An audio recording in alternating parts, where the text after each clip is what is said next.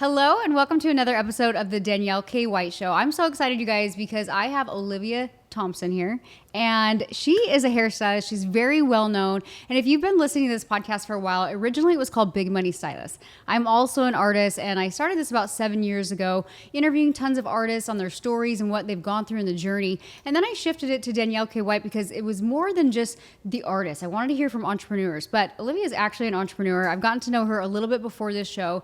And what's amazing is your journey and your story, and now what you've been able to do inside of our community and the industry, because it just goes to show like anything is possible. You're not just the artist, and ultimately you can create whatever it is you want behind the chair. So welcome. Thank you for being here. Thank you so much for having me in your beautiful home. It's crazy. I didn't realize we're like neighbors, basically. I know, right down the street. I'm so glad that we were introduced, and I love podcasts, and I love hearing about what you were telling me about your journey, and I'm just so excited to be here. Hey you guys, it's Danielle K. White. Welcome to the Danielle K. White Show. On this podcast, what you can expect is anything from fashion, fitness, hair, and yes, even family. I'm the creator of Natural Vita Real Hair Extensions and ISLA Hand-Tied Hair. But what I'm really passionate about is sharing other people's stories, how they went from the pit to the peak, how entrepreneurs build the success that you see online today. So definitely tune into this podcast for a good story and a little bit of fashion and a little bit of hair and beauty mixed in.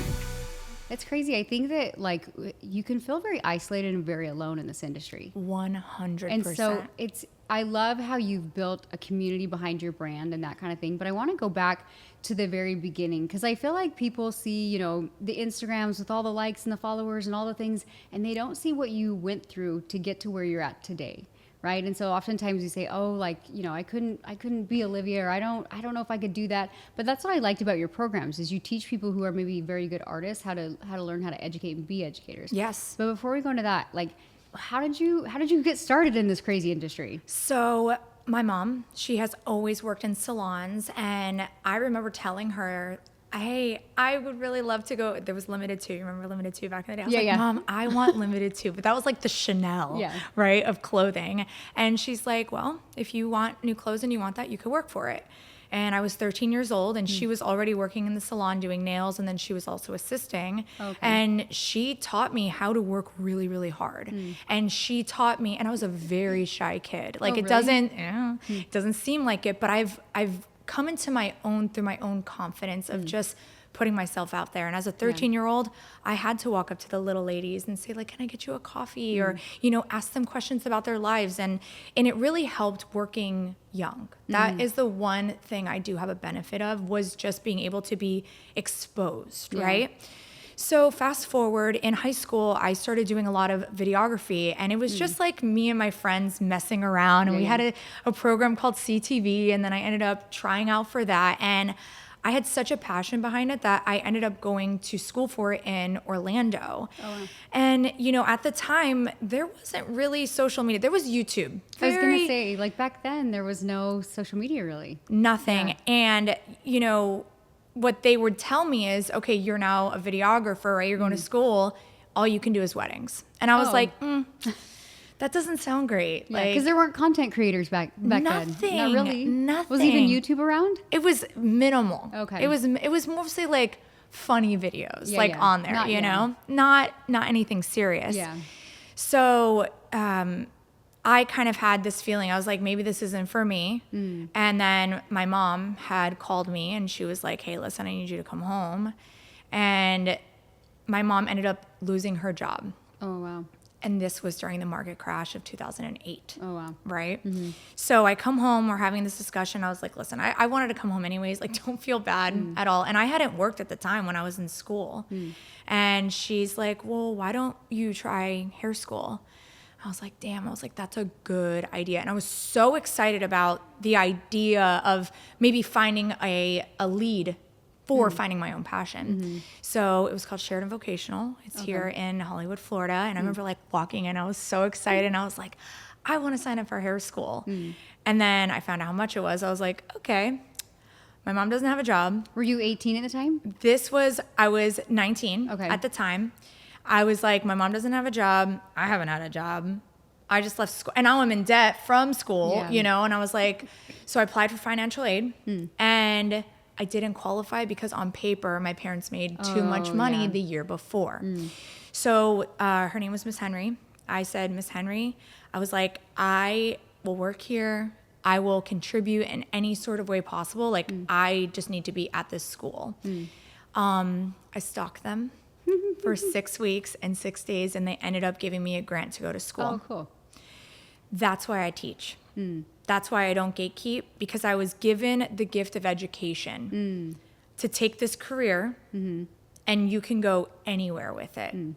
So fast forward, I have my license, I'm starting to do hair, and then Instagram comes out. And I was like, ooh, I kind of know what I'm doing. I kind of know through my training with videography, I know how to tell a story. Right. I know You're what already ahead of the attention game. span looks like, right? I know how to take pictures, because it was mostly pictures in the very beginning. Yeah.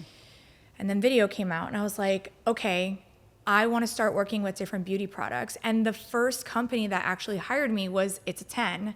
And I reached out to them via email from their website, and it was Carolyn. Like this, that got back to me a year later. At that point, did you just have like pretty pictures on Instagram? Or? Yeah. Well, I was creating a little bit of videos here and there. So we had the pictures, and then if you guys remember this, Instagram in the very beginning had stop motion videos where you could only record like 3 seconds of video. So that's what I was doing my tutorials with. Remember. Yeah. No, guys, I'm feeling real old right now. It's like Instagram. Well, I started way back then too, and I'm like, I don't remember that feature. Yeah, I was like, I was just so passionate. So I filmed everything in my bathtub and in front of natural lighting. And I could only film from like 10 o'clock to 12 because that was the best lighting. So I had to like be really strategic about it. Right. So when I was making videos and I was getting brand deals, they would send me all this content from their website, and I was like, and I was making scripts for every video. I was like, this is inefficient.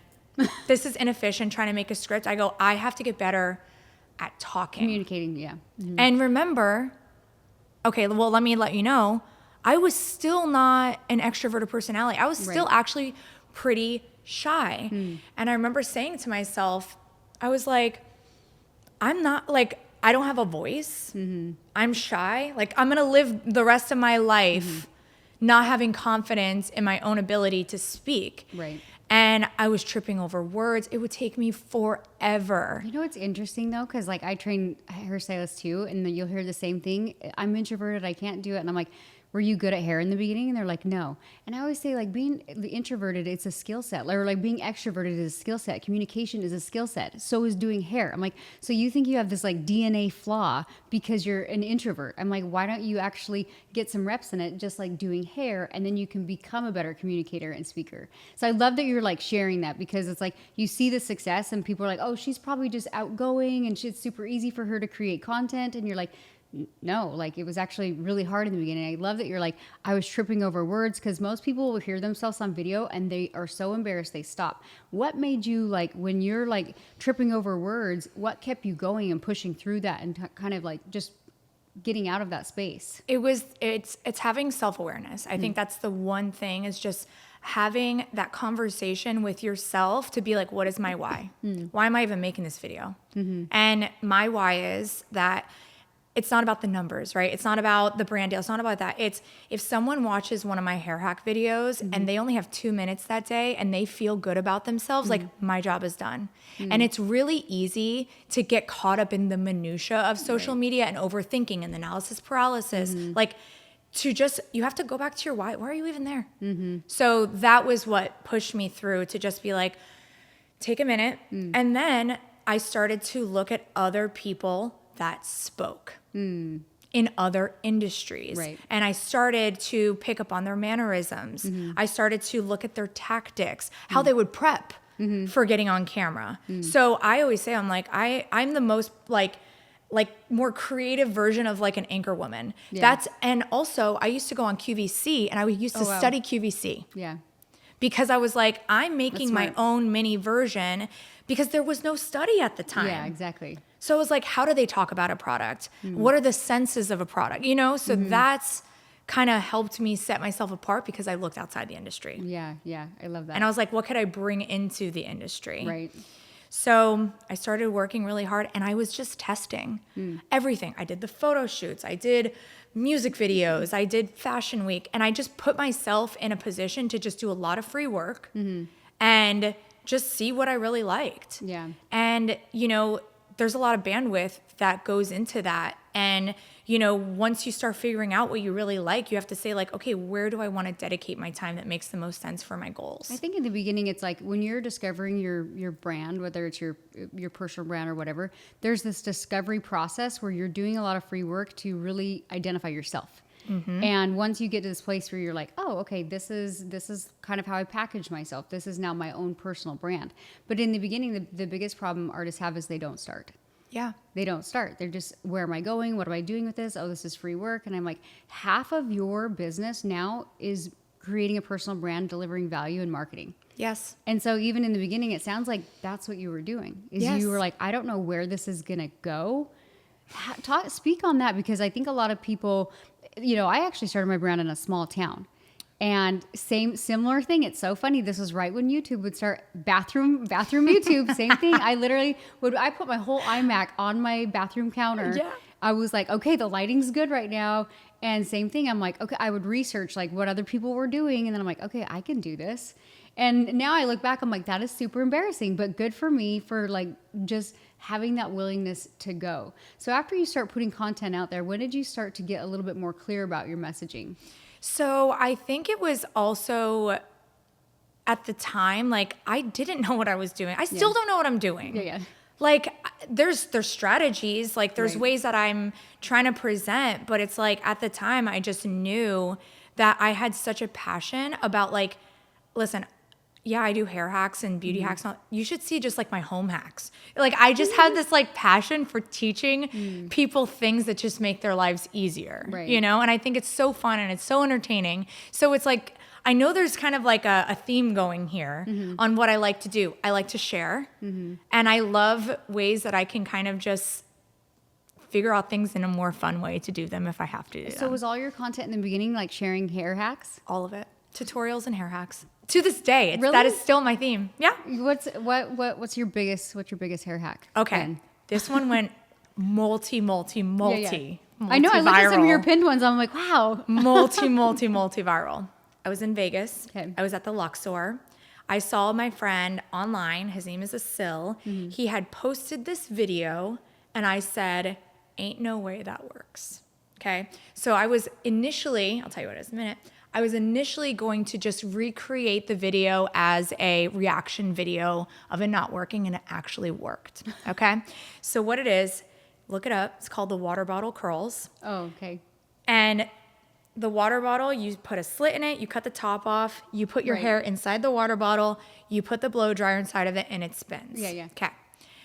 I literally brought that to the United States because that video was made in Indonesia.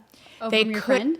That he just reposted it. Oh, okay. He was just reposting it. He didn't make it. Oh, he didn't make it. He was just reposting gotcha. this one video that was in Indonesia. Had no tag on it. Yeah. Had no person. So I became the original content creator in the United States of this video. That video. Okay. Made the video, posted it, shitty Luxor lighting, like terrible. Like Those are always the ones that go off. No, we need to revert. We need to start like downgrading. We need a little more pixels in our videos now. You know, they'll do much better. I posted it within 20 minutes. My girlfriend Lisa had just dropped me off because she lives in Vegas and then she came pick me up. By the time I posted it and I took my app and I refreshed it, I had 1,000 followers. Oh, geez. Like, But did that actually work? Did it actually curl your hair? yes, it did. But that was the whole point of the video. Like, mine would like light on fire and I'd have like plastic. That was burning the my whole hair. point of the video was I did it and my hair actually curled from it. Like it actually worked. I wouldn't recommend it on a regular basis. I swear to God, I think this is how the Dyson Airwrap was invented through this video of that kind of innovation. Like, oh, that's good I'm not technology. claiming that. Don't put me on that. You should get some kind of a fee for that. A finder's fee from Dyson. I should have acted on this video a little quicker and made like an actual. Anyways, so I refreshed it. Another 1,000. Another 10,000 views, and I was reached out to every outlet that you could imagine. How long ago did that video go viral? This was probably 5 years ago. Okay. 6 years. No, longer than that. So you're just putting content out. You have these brands reaching out to you. Then you figure out how to get a few to go viral. And where do you go from there? So like what happens when something starts going viral? Yeah.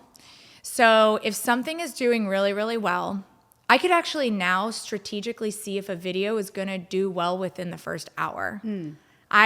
I know virality. There's actually a little bit of a formula to virality. Well, that's so weird. Like I'll post like really good content. Sometimes I'm like, that went off. I wasn't expecting it. And then I'll post really good content some other times. I'm like, that was better than that content. Why did that one work? You know? The video was short. So there's something on Instagram called a rewatch rate. Okay. So with the rewatch rate, it's not that 1 million people saw it. It's that 500,000 people saw it twice. Okay. So what I would do is if you want a video to do really, really well, you have to study the video. Okay. And yes, there are sometimes a video, whatever, but I'm saying if you're going to be intentional because you want this video to do really well. So you have to look at the attention span of it, right? You have to look at the first 3 seconds of it. You have to create now with attention spans. You got to like make a movement in the beginning of the video. You got to like jump in your car, something, right? So then also you have to, whenever you're done with your video, you have to hand it off to someone else and you have to look over their shoulder as a POV to see if they're looking I'm a stalker, I told you. To see if they're looking somewhere else or if they're not paying attention. Is the audio good? You have to experience it over someone else's shoulder. Okay. So, and then on top of that, it's the keywords and the captions now. I will actually take my caption, I'll copy it, and I will paste the caption into the video and then hide it off to the side to help with more keywords. I do voiceover. So every touch point that Instagram or TikTok for that matter what do you do with the caption? You take the caption and you put it inside like the reel? In the video. Oh. And then I hide it because it adds more keywords to the video. Gotcha. And I used to put hashtags in there, and sometimes that helps too. Are hashtags a thing anymore? No, and Instagram said that. I know, I thought so. And so yeah, he said they're not a thing. ChatGPT, and ChatGPT, I'll be like, create compelling Instagram copy, and it still gives me hashtags. And I'm like, I thought we weren't doing this anymore. They said, the CEO of Instagram said that it doesn't create more searchability. It just lets the user, when they look at your caption, understand what it's about. Or if you're trying to hand off a hashtag to someone to search an event or your hair page, so it could be relevant, but not like it used to be. Yeah. Yeah, that's crazy. No, not at all. So this goes viral. You start putting more and more content out. When did you, and you're doing hair at the time, right? Yes. Yes. And are you more, you're not really promoting as like an educator, you're giving value to like clients and things like that, showing them hair I was hacks? consumer. Okay, gotcha. Just for consumer. That's how it all starts. I was strictly consumer because there wasn't a pro space. Yes, okay. But keep in mind, I always say this, hairstylists are consumers too. Yeah, exactly. You know, so it's like how you do the water bottle curls too. Exactly. Correct. Yeah. We all want to know. Yeah. We all want to know, you know? So then I started to realize, okay, a lot of people have been asking me, and I love educating, like, how are you getting people? How are you getting views? How are, like, whatever. The number one thing is consistency. Yeah. So I'm not a better hairstylist than anyone else, but I'm a little more consistent. Right, exactly. I'm not a better educator, but I'm constantly on there creating content. Right. So if you are someone that may have that imposter syndrome, if you're just consistent and not perfect, it builds trust. Then, correct. So, and then people see you, and honestly, Instagram videos, they go away after 2 days. Right. So and not the same people are going to see your content all the time. Well, it's interesting too, because I'll always tell to my students, I'm like, hey, when you're putting content out there, who are you marketing to? Are you marketing to the hairstylist, or are you marketing to the consumer and the client? Because this is where I see a little bit of a disconnect in the industry is, I'm like, you're talking to hair science-y. I'm like, and you don't have any education programs. It's different if you have an education program or rooting guide, like whatever it is. I'm like, but you're just trying to fill your books right now. So you almost have to dumb it down. Like you need to do hair hacks. You don't need to talk about all your formulas because you're not trying to sell anything to the artist. You're trying to sell it to the client, and the client doesn't know what 7CRB is. No. And also like foiling videos. We should not be making foil videos to get more clients. Yes. We make transformation videos. Exactly. So it does look a little bit different. It's like what bucket? And then there's a hybrid space that lives right now that I'm living in that I don't want to say I'm blazing, but there is a template for it too. It's prosumer. So I am the pro that is speaking to the consumer, but also knows how to talk to the pro. Right. And that is like another level of people that want to work with the brands, that want to work with the contracts, because a lot of these pro brands are leaning consumer now. Yes. Well, and I've noticed the same thing too. Like if you are a consumer and an educator, now you can do both. Correct. You can do both. It's like, okay, I can share a hair hack because I know that the client is now going to go to their artist and ask, what is NBR? What is this? You know what I mean? So you can do both. But I always say in the beginning, like you said, you're to the consumer. Then if you have two products, then you can do both. And then you can work with other brand deals. So how did you, like, what was your first education product? So you went in, you were kind of the consumer. Was your books like crazy? Like, were you like really full? Like, what was your goal at that point? Well, it's funny because I was very consistent. I was creating content. People would just share my hair hacks anyways. Because a lot of the people that were following me at the time, like same too, like I was a local girl. Like I had 2 street lights in my city, in Cooper City. You know what I mean? Like I could see from one place to the other. So something that I was becoming more locally known, maybe more globally known. Right. And that's where the opportunity lies. But at the time, people were just sharing my hair hacks and they were like, oh, she does hair too. And then I was building a book in the salon and it helped me build a little bit more quickly for the people that weren't on social media. So then I was getting asked a lot, how are you doing it? So I was like, you know what? I was like, maybe this could be a little educational where I'm showing like what's behind the Wizard of Oz curtain and showing them what my setup looked like when I was filming. So then you move on to start teaching artists like your hacks. Correct. Okay. And I was just showcasing what I was just doing and giving advice. And then Cosmoprof Distribution reached out to me and said, hey, we're building out a team. We have someone who specializes in haircuts, color, foiling. We would like you to specifically specialize in teaching social media for hairstylists. Oh, cool. Which was so cool because I didn't have to do models. I didn't have to fly in a day early. I had like my laptop, like it was great. I was like, I love this. Like I'm in. So we toured 10 different cities year round for almost about like 5 years. Oh, cool. And that helped build my following too, because I was I had exposure based upon all the work that I had did for years. Right. So that's a game changer. That changed a lot too. But then anything that Cosmoprof had as a product, we were able to work with. So they would have us test a lot of stuff. How often were you traveling with them? 8 times. It was 8 times a year, but it was even more than that, honestly. Wow. It was consistent. Did you see it as a massive opportunity to build something for yourself and eventually launch your own product? Oh, yeah. So I think that's what people don't. I always tell artists, I'm like, there's seasons of hustle. Like you have to get on the stages, you have to, work with bigger companies. You've got to put yourself out there, and then you might get an opportunity. Yeah. I have a hairline called ISLA, and same thing. I was in the education space, and a big company came in. And they're like, "Hey, we want to create a hairline with you." But that doesn't just happen overnight. People don't see the years of like putting out content and you're like, oh, cool, I'm filling my books. But you have to have a bigger vision of like, yeah, I'm filling my books for now to create income for myself. But what's the bigger picture? So that's why I asked them, like, once you started with Cosmoprof, did you ever envision like being that entrepreneur that starts your own business? And now you have quite a few programs. I was looking at your website and you're helping a ton of artists, and yes, still partnered with Cosmoprof, correct? Now I'm working exclusively with Joico, which is like, I love them. They're a fantastic company, but they were also a brand of Cosmoprof. So I was introduced and I was like, I like this company. And then I stalked them again and I was consistent. And I started to say, I was like, if I want to work with a brand, I have to fit my brand into their brand, right? I have to be a sister brand of theirs because I have to create content like them if I want them to repost me, because they have a whole brand strategy. Right. So I started to look very clean, aesthetic, a little undertone of editorial.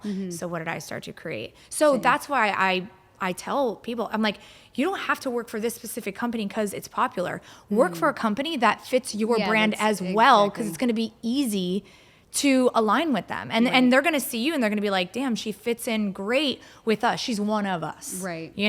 So, but you were saying something that made me think of like my favorite story. And it's Michelangelo, the artist. He walks into a bar. It's not a real story. Walks into a bar and he goes, I could draw a picture of you right now. And he draws a picture of this guy in 2 minutes flat. hands it off to him, and he goes, that'll be $1 million. And the guy's like, it took you 2 minutes. He goes, you have no idea what it took for this to only be 2 minutes. Exactly. And that is the entrepreneurial's life. It's like one time, just out of nowhere, like, and at this point, even getting a job with Cosmoprof, I was 8 years in, and not even counting when I was shampooing when I was 13. Yeah, exactly. You know, like, it took a long time. And, you know, but through the consistency, through the hard work, and the self-audit to be like, am I wasting my time here? And that's what I teach in my programs is, you know, the bandwidth of it all. And can I? Yeah, go. Okay. So, yes, we'll talk about the educational system, but this is such a nugget because I'm not even just talking to hairstylists right now. Like, I would love for anyone listening to this right now to, like, if you know somebody's going through a hard time or they're lost, like, give them this tactic. So what I have them do is, anyone on a piece of paper, I want you to write down every role, every job you have, okay? So one of my roles is physical and mental health. A lot of bandwidth goes into that, right? I'm a homemaker, I'm a wife, right? That's one of my jobs. I work with contracting with different brands. I own a salon suite, right? I teach my own social media classes. I have Educate with Influence. So at this point, I'm almost at like 8 jobs, Right. okay? And I think just that alone for people to be like, 8 jobs, 10 jobs, you know what I mean? Yeah. Like, it kind of puts things into perspective to give yourself a little bit of grace, Right. you know, if you are taking on a lot. So then the story is that pumpkins, they grow on a vine. So if you put homemaker as a pumpkin, if you put, you know, working in the salon or taking care of your kids, like, right? If you want to bring on something else, like being an educator or social media, that water supply is going to look a little different because your bandwidth looks a little bit different. Right. And I always say, I'll be damned if it's your home life. You have to take from somewhere else. Right. Well, how do I audit that? So then this is the next part, is through all your roles, you make a love-hate list with every role. And then the challenge is within 6 months, you have to either eliminate, delegate, or automate what you hate out of that role Yeah. to open up your bandwidth Space. to live the life that you love. Yeah. I love that you just shared that because I think in the industry, especially I'll speak for moms because I am a mom, it's like you have to choose. Like No. you can't have this because you're being selfish or you're not spending time with your kids, or you can't go educate because you're already tapped out with too many clients. How dare you want to go educate? And it's all like, for me, like, I love that analogy that you just shared. I'm always like, it's prioritizing. And also one of the big things that I teach is facts over feelings, because hairstylists, they live in their feelings. And so they make up these irrational stories of why they can't have something versus possibly entertaining how they can have it. And anytime I've been in that space where I'm like, I can't have this, I can't do this, I can't have 10 jobs, I'm like, wait, is that true? And then I look at the facts of where I'm at and say, probably very similar to what you did. Like, you write down the top 5 things that you hate. And then I'm like, exactly. Like, why? Okay, I need to hire somebody to do the laundry. Do you know how much time that I hate doing the laundry? I hate doing the I hate doing the laundry. I won't. I get mad at the laundry every week. But it's like, but I love that you're sharing that, because I think that women specifically need to hear that. Like, we try to be super moms, or they'll look at you, they'll look at me and they're like, how does she do it all? And you're like, because I'm really good at prioritizing and delegating, right? To get the results that I want. And I love that you said your family should never you should never compromise your family. Never. Because like, if you compromise your family, that's when you'll truly resent the industry, and you'll just be like, you'll resent your clients and everything. Yeah. So and I do want to give a little bit of context, which the story part that I didn't say was that I've been with my husband for 16 years. Yeah. He has 2 boys and I was 21 years old. Right. And he had a 5-year-old and a 12-year-old. So to give everyone context, I'm not just like childless, and, you know, but I know I can relate to that life. Right. Even though I wasn't like a full-time mom, I am a bonus mom, which sometimes can be also really hard. Right. You know, you have like, you can only get involved in so many different places. I mean, he Yeah. made it very easy for me, but it's like, I now know how important it is to have your kids in your life, to have your family, and to make the time. And it's even my friends.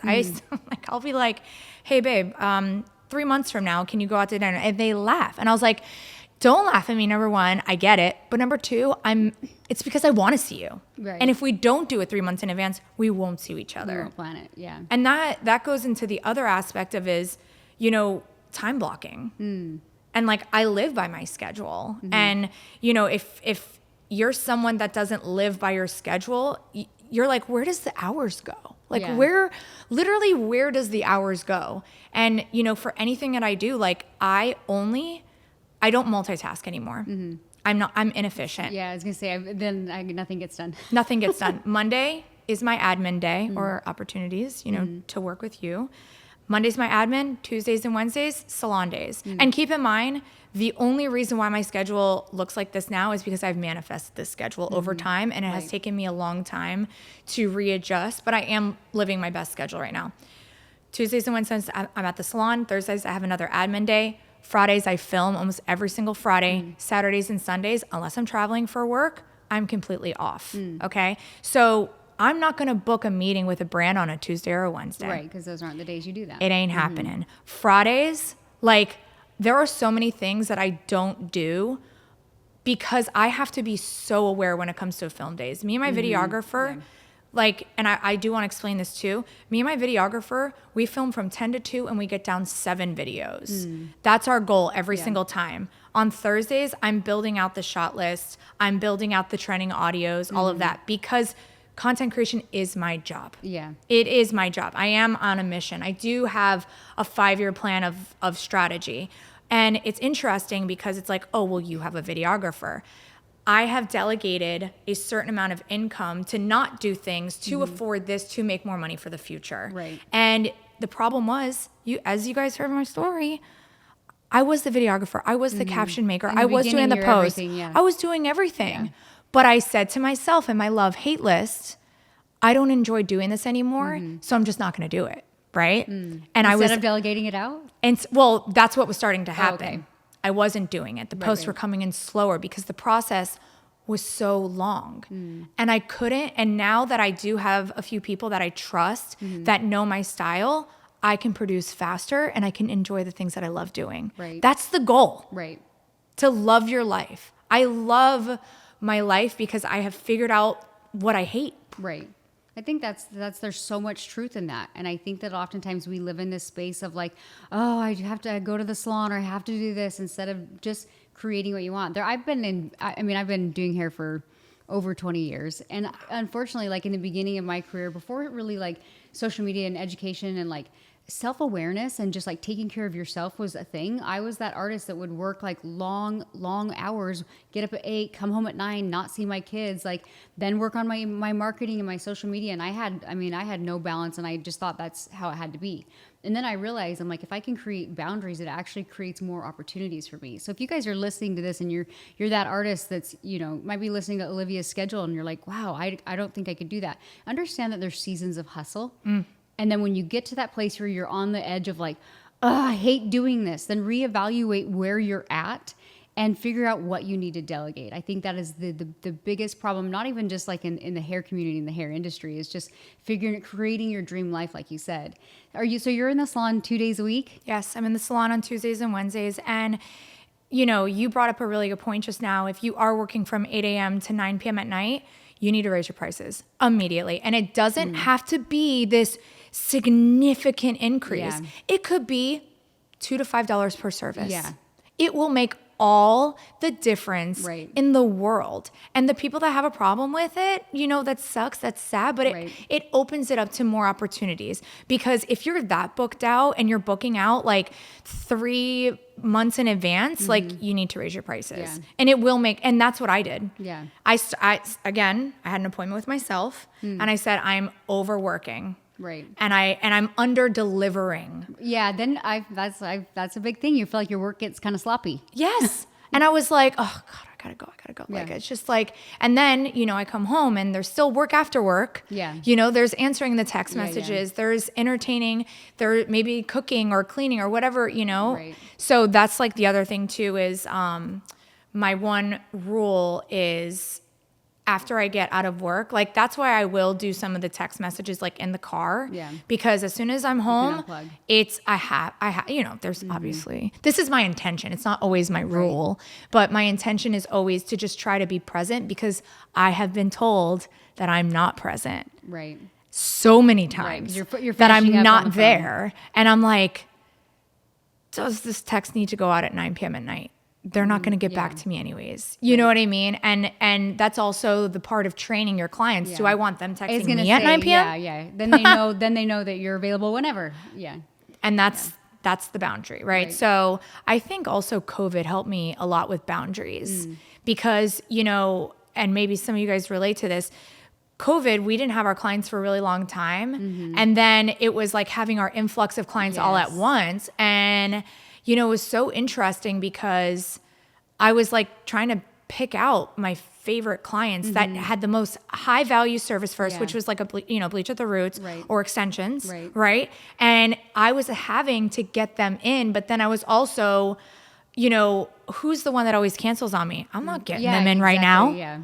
And then it was like, who's the select. one that has a high service ticket? Because I haven't worked in 4 months. Right. I need that, right? So it also kind of like order of operation weeded itself into place through me taking the time to just say what I needed to do. Yeah. And it was also interesting because when I was creating boundaries on what the rules were for coming back into the salon, the people that I had the problems with, I was like, go find someone else. Yeah, you're like, I don't care. I was like, you're showing your true colors right now. Right. I was like, I don't really like this. Yeah. I'm creating a boundary, and who doesn't like boundaries is boundaryless people. Yeah, exactly. The people that respect, and they were so grateful that I was getting them in. I was like, these are my people. Right. So even if I lose a few, I'm in an influx at this point. And I feel like since then, the ricochet of that boundary mentality has made it for anyone that comes and sits in my chair. Right. You're like, I actually enjoy working with you. Yes. Yeah. It's crazy. I think that everybody gets to that point where I don't know why it's so scary to raise your prices. I think it's scary to let go of clients. What are they going to think? But ultimately you're like, you have to look out for yourself. Otherwise you're going to be a shitty mom, a shitty wife, like whatever it is, because you're so irritated that you put yourself in that position. That's why I'm like big on teaching my students, like facts over feelings. Yeah. Like I know you feel this way, but like you need to look at the facts. And like, I love that you just brought up like, what are my top paying services? That's like always the biggest thing I tell people. I'm like, look at your top paying services. If you're doing haircuts and this and this and this and this, like you can let go of those. Like I'm not saying you need to let go of like half your clientele and double your prices. Start with where you're at and start small. So do you own your salon? It's a salon suite. So it's a 3-chair salon suite in Fort Lauderdale. Okay. So you kind of just, you do hair, but you're more passionate about educating now. Well, you know, that's the thing, because I always had this mentality at first that I needed to own a salon. I was getting so big that I needed to own a salon. And I looked into it a few damn times. And I was like, why am I going to spend $200 plus $1,000 in a more immediate sense when I could take that $200,000 and change and reinvest it back into myself? Right. So that's why it made sense for me to slowly but surely raise my prices over here. If I was doing education, raise it here, all these. Right. So I have those luxuries of having a videographer, right? That's where I'm reinvesting that money that goes back into it. Right. So it is just saying like, yeah, I'm raising my prices, but I'm raising my value every year. I'm taking classes. I'm working really hard. Like I'm having all these opportunities. Like I'm not just the same stagnant hairstylist. Yes. I love that you just shared that, because I think in our industry, it's like to be successful, the next evolution is own a salon. Like if you're a salon owner, you've made it. And I can tell you from experience, I know a lot of broke salon owners. The only reason they're profitable behind the chair is not because they're salon, it's because they're behind the chair. So they end up managing all these people and taking on all this stress, because our industry teaches us that, hey, you're this established artist, your next step is to own a salon. And I'm glad that you just said, hey, where can I take this $200,000? What can I put it into? And if more hairstylists thought it in the entrepreneurial aspect, then they could create their own personal brands. And the thing is, it's crazy. People are like, oh, social media is so oversaturated and this and this and this. I'm like, everybody has the ability to create a product and a personal brand. And you've got to look at the people that you could impact in doing it. So I love that you just shared, like anybody who's a hairstylist listening to this, if you're like, the next step is being a salon owner, it might be, but it might not be. Right. Right. And don't pigeonhole yourself through beliefs of what other people are doing. Right. And I said to Danielle before we were talking, I was like, if I was a dentist or a plumber, I would be doing the same thing. I would be making content. I would be building a brand. But that I like building things, and I love teaching other people to not just pigeonhole themselves to a false belief or a road that they think that they're supposed to go down, because what ends up happening is if you do what you think you're supposed to do and you wind up in a situation and you're not passionate about it, of course you're not making money. Right. Of course you're not wanting to go into the salon and or help other stylists with their education or whatever, because you're infiltrated. Right. You're stressed out. So, and sometimes cutting your losses is the smartest thing that you can do. Exactly. There's been a lot of bad decisions. Well, I think financially, people will think of it as defeat, so they don't want to cut their losses. And I'm like, you're already defeated. You need to cut your losses and recreate whatever it is you want to build. Whether maybe you're a salon owner that's like struggling. Maybe you need to get out and go do a salon spa studio or whatever it is for you and work on whatever you're passionate about. So you have a ton of programs for artists. Talk to us a little bit about your programs. So it's me and my business partner, Gina Bianca. Okay. So it's Educate with Influence. So we teach people in the industry who want to be educators how to influence. Okay. We do media training, stage presence. We teach about algorithms, attention span on there. And then there's the other side of like influencers that don't know how to be stage educators, right? They've just gotten big from social media, or they want to be an influencer and an educator. Right. So there's a few different facets. The fun part about it is it's the cheat code. It's the cheat code. It's everything. And Gina's my mentor. And by the way, for anyone in here, whether you're in school, just out of school, or 10 years as a hairstylist, go find a mentor. So it just kind of worked out that we teamed up because we have so much passion. She loves building. How'd you meet her? We met on a Joico shoot, actually, and she was an influencer there. I was an influencer, and we just started in our education business, and we've just stayed in touch ever through. Did you have any products before partnering up with her? So no. And when you say product, like online, education that's course? It. Yeah. Okay. So no, nothing. And the only reason why I was like, damn, like online, because she's very familiar with Kajabi. Oh, okay. And Kajabi's not my passion. Yeah. Making videos for the platform system, creating this kind of content to educate is and she knows the business. Okay. But she also teaches our students Kajabi. You know what I mean? That's her facet. So Educate with Influence, it also talks about if you want to work with Eventbrite, how to get started as an independent educator, how to start working with brands. Oh, cool. So, I mean, you and I could literally talk for like hours about this, but it's all on there. It's Educate with Influence on Instagram, where you can reach out to me. If there's an artist that's like, I love doing hair, but I do feel called to share, it could be social media, it could be share, maybe they're really good balayage, whatever, hair extensions. Where would they start? Like if say I'm like really good at hair extensions and I want to come figure out how to start like, I want to learn how to be an educator. Where would they go to? Okay. So if you do have this sort of analysis paralysis or like this feeling of like, this can't be me, or maybe you don't know your voice, the first place to go is your Instagram stories. Start practicing being an educator there. Yeah, that's because good. Why? When you hate it, you re-record it. Over and over and over.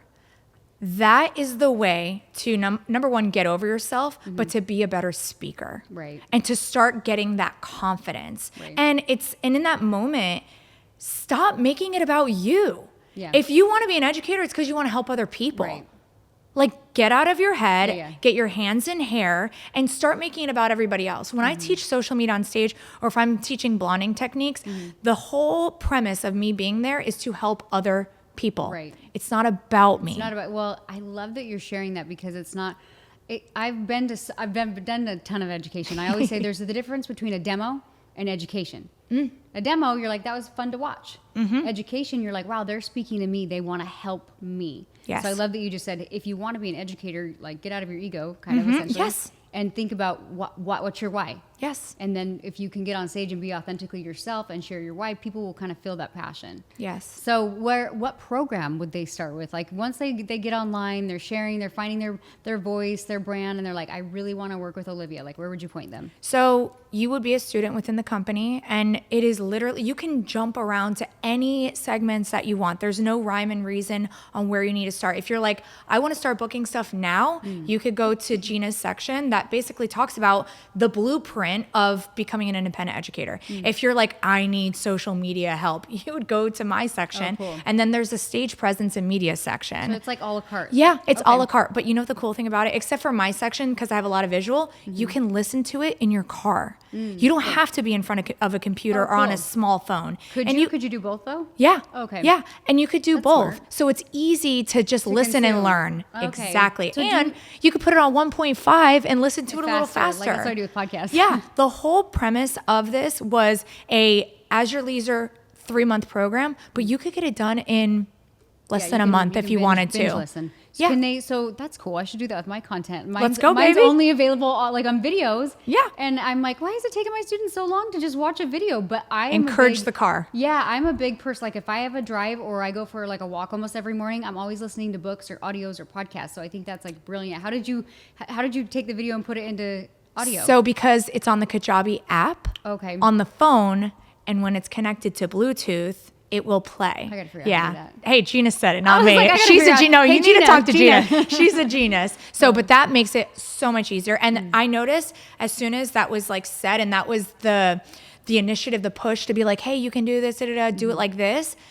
People started graduating left and right. Wow. So, and those are our alumni that work with the company. So we have our own Instagram page. We're constantly sharing information. We're Do you guys have, like, a communicating. community? Yeah. Oh, cool. We have a Facebook group. We have an Instagram group, and we're always sharing. And then quarterly, we go live to do graduations, to introduce new students, and then we do full-on check-in with everybody, and then we do all Q&A. And we save those videos and put it quarter? on there. Yeah. Okay, so is all of your stuff on demand? Do you do any like live Zoom calls or anything like that with it? Yeah, and that's 4 times a year. Okay, so yeah, the so Zoom they're calls are live 4 times a year. Yeah, And those are live. Okay, so the cool. community gets back together. We update what we're seeing. It's fun. Do you do any individual coaching right now? Yeah, I do actually. I do a lot of individual coaching, and of course, it's a bandwidth thing, and it's usually on Mondays. So we do hour coaching calls, and that is for somebody that literally could have just graduated school, or somebody, like us, that's just looking for a few little things, something so tangible that will change their lives. Yeah, I was gonna say like for me, or like I have like a big community of artists and also like educators, but they may be listening and be like, oh my God, I want to like have a call with her once a week. And like you said, like get 2 little things. If it's somebody like that, how would they reach out to you and book that? They can direct message me on OMG Artistry on Instagram. And you just kind of figure out where they need help in their business Yeah. and kind of go from there. Yeah, and I get back to every single direct message. Like I like that- slide into your DMs. I'm like, Yeah. Olivia, can you talk to me about your strategy on the viral videos again? And I'll be I there. was just at your house yesterday. I answer all the DMs. That is my Love job. it. That's my favorite part, is the communication back and forth with everyone. Awesome. Well, I feel like we could go on and on and on. Like it was so fun to have you here. Maybe I'll have you come next quarter, and we'll do another series of like blasting through limiting beliefs in the hair industry or something like that, something fun. But I wanted to just get to know you, hear your story. I think the biggest thing that I got out of just communicating and talking with you is, you guys, you can't just think of yourself as just the hairstylist or just the artist, or I can't have this. You literally can create whatever you want. You heard Olivia, she's like, I love my life and I love my schedule, but I didn't do this overnight. I did it with consistency. So if you're that artist listening to that, where are you lacking consistency to get what you want inside of your dream life, your dream clientele, and your dream business? So tell us, where are the places they can find you on social media and online? On Instagram, I'm at OMG Artistry, and on TikTok, I'm at OMG Artistry. Perfect. All right, you guys, you heard her. She said you could DM her, or you can obviously go to your Instagram and look at all of her programs. I stalked all of her programs before she came, but I was like, I'm just gonna have her come on the show and talk to you guys about it. So if you're an artist and you're struggling in this industry and you're trying to find your purpose and your boundaries, share this show. Like, I do this show for free because I want to add value for you guys. Definitely check out Olivia. But if you're like, oh my God, my friend needs to hear this, share this show and tune in every single week. Again, it started as the Big Money Stylist podcast, but now it's evolved to much more. And I'm so excited to have Olivia here in my house and look forward to having you guys watch the next podcast every single week.